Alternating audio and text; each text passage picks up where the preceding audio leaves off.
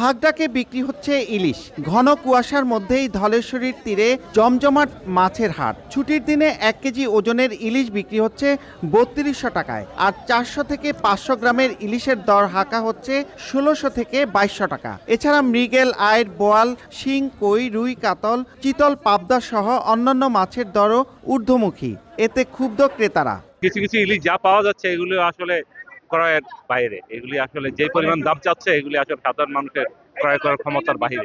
শুক্রবার ছুটির দিন, এই জন্য দাম বেশি।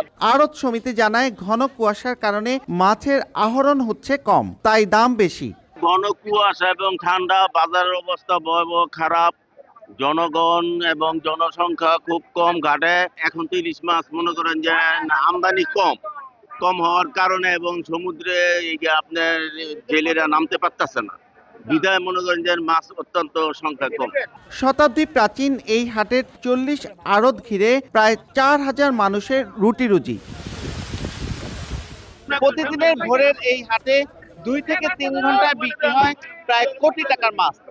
মুন্সিগঞ্জের মিরকাদিম থেকে নাসির উদ্দিন উজ্জ্বল, সময় সংবাদ।